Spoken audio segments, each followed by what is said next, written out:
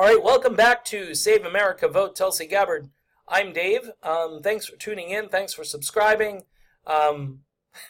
Thanks for sending me money through PayPal. My email account got shut down on that PayPal address, and I have not heard from them as to when they are going to restore that email. So that's a little weird. I'm going to have to, I guess, get a new email and try again. But it just shows that the military-industrial complex, the people who run these large multinationals, the oligarchs, the thought police, I mean, you can go on and on. I mean, I know, I'm just a Russian bot, and I know I'm a conspiracy theorist, and there are all kinds of, people who are paying me from Russia, and I wish those guys would start, donating to my channel. And then people could out me and say, look who donated to his channel. And I would say, damn right. You guys aren't supporting me. All right. This video may be my most controversial video, because I'm going to say something during the video and then I'm going to expand on it. If you don't support Tulsi Gabbard's bid for the presidency, then you are, by association, and by maybe guilt by omission, and maybe guilt by ignorance, and maybe guilt by being complicit because you think it's a good thing, you are for more people around the world getting killed, including our own soldiers. Now, we can go on and on about patriotism and about support the troops. And you know what? The people who supported John Kerry in 2004, those people were fervent anti-war people. They didn't know what Kerry would do, and my guess is Kerry would probably have just managed the chaos differently. But there was an anti-war sentiment because we were going into another country without provocation, to supposedly find weapons of mass destruction, which never materialized. Now, we are doing the same thing in Iran. Let me read a story by David Stockman over at antiwar.com. Not going to read all of it, just want to bring you some of it. The title of the piece is America Last, the Real Meaning of the Donald's Deplorable Aggression Against Iran. Again, I'm a former Trump supporter, and this headline really resonates with me. In the present era of 24/7 breaking news, the journalistic information intermediated by the internet and the cable networks has largely been reduced to noise, devoid of signal, or at least any historical context beyond the here and now. Wow, that's a sentence that packs a punch. The currently threatened escalation of Washington's economic war on Iran into an actual shooting war is a fraught case in point. Based on the news coverage since the 2 oil tankers were damaged yesterday, you'd think that a crew of bloody-minded aggressors in Tehran had up and decided out of the blue to attack the whole world via disrupting its 18 million barrel per day oil lifeline through the Straits of Hormuz. The truth of the matter, however, is just the opposite. The blatant aggressor is Washington, and the dangerous confrontation now unfolding is utterly unnecessary. All right. Antiwar.com, great website, by the way. Folks, I jumped off the Trump train and jumped on the Tulsi Express because, guess what? I was told that Donald Trump, during the run-up to the election of 2016, was not interested in these frivolous regime change type wars. And by the way, there are plenty of clips out there from Trump rallies where he is saying exactly that. Yeah, he did say he wanted to knock the HELL out of ISIS. And okay, some of that I could maybe get on board with, depending on what that looks like. But Donald Trump has basically gone down the same road that Obama was on, that George W. Bush was on, that Bill Clinton was on, and of course George H.W. Bush, the one that he was on. We really haven't had a big change in foreign policy in decades. And I'm going to say this is the most controversial part of the video, and a thing that will probably get me in lots of trouble. If you don't support Tulsi Gabbard for president, then you are a willing participant in needless death around the world.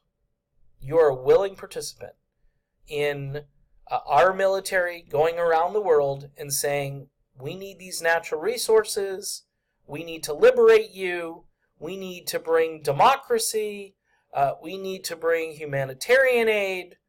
And I watched a video that Jimmy Dore has on his page right now, and that was kind of inspiration for this video. But there's a guy in the video, out in the open, basically explaining how to do propaganda in order for us to start a war. And people in the room are laughing at some of the points the guy is making. They're laughing because they're cool with it. They think it's funny that we are doing things that will provoke the other side, or things that will get the American people on board. Remember the drumbeat of weapons of mass destruction? How long that went on? And that phrase, WMDs, it's now etched into our consciousness. If you don't support Tulsi Gabbard for president, then you support a war machine that wants to go around the world and kill people. Kill innocent people. And, you know, the governments of these countries, typically, they don't suffer. They have bunkers, they go underground, they get out of harm's way. It's the citizens who are in the way of bombs that are meant for their targets. And by the way, their infrastructure, all the things that provide, you know, for the people in those countries, those things are typically destroyed because it cripples the country, and then the country holds up the white flag and says, "Uncle, we give up." And then we go in there, and then we have to rebuild the country, and then we have to, typically we install a dictator, somebody that we think is great, and typically that person turns out to be a nightmare for the country. It happens over and over again. So, this article and the Jimmy Dore video really kind of, I don't know, it just, my mind went elsewhere. My mind went to a place where, are my fellow Americans that self-consumed? Are they so addicted to all of their creature comforts, to the things that, you know, are distracting, that they are willing to just sit there and say, yeah, some people are going to die, but our gasoline is cheap. We're paying, you know, $2.30, $2.40 a gallon right now here in Florida, and it's all over the news. And why are we paying? We're not. It's the, you know, the tanker thing you would think would make the gas prices go up, but America is pumping more oil than we ever have now under Trump, but yet we're still running around the world because we want to insert ourselves everywhere. I mean, we're not even doing this for economic reasons, and that's even scarier. By the way, if we were doing it for economic reasons, it would still be scary. But it's even scarier because there's no real underlying reason other than the fact that maybe military contractors drive Wall Street goes up, the stock market goes up. Trump can say, hey, look what I'm doing for the stock market. This is the way Trump thinks. Trump wants to win. Trump wants great numbers so he can go out there and tout them on the campaign trail. And by the way, if you support Joe Biden like Cenk does over on TYT, he says if it's Trump versus Biden, that it's a no-brainer.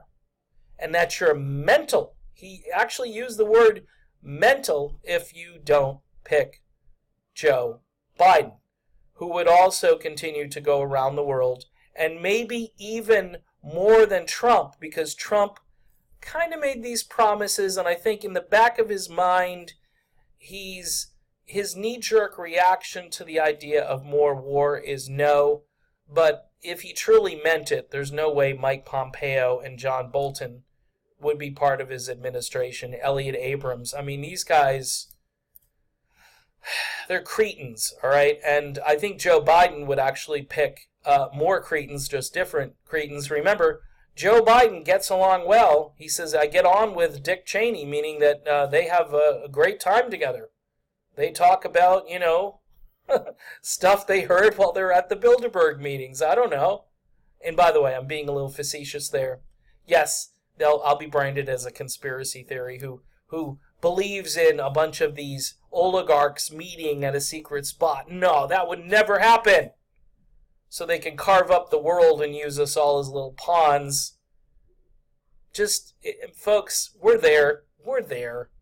All the stuff that people used to kind of make like a joke or conspiracy about, it's here. It's here. How did Americans get brainwashed and hoodwinked to the point where they don't even question war? Anti-war is a threat to everything. Anti-war means you're for Russia because you don't want to beef up your forces, which means you want the Russians to come in and take over the country, the United States. That's what it means.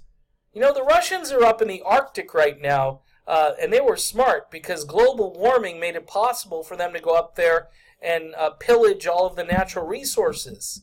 They got armed guards in the middle of nowhere protecting, these vast supplies of natural gas and minerals, while the United States is still doing things, quote-unquote, the old-fashioned way.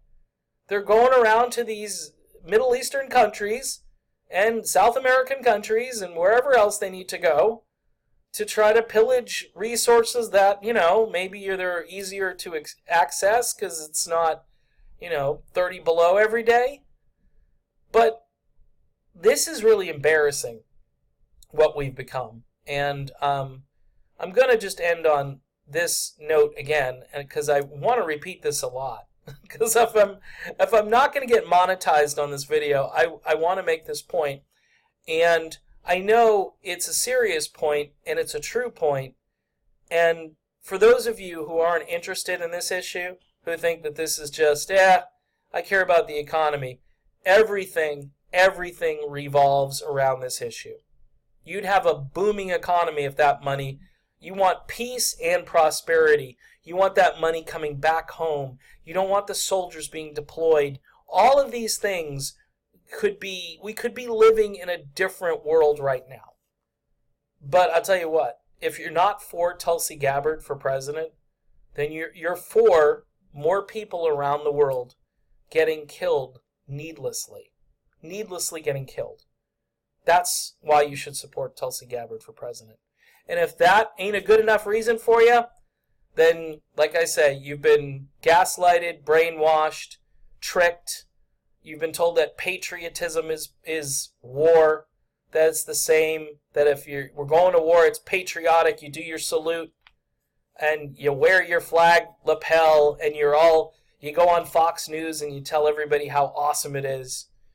You're Brian Williams, and you spout some poetry about, how great our military hardware are and the beauty of our weaponry.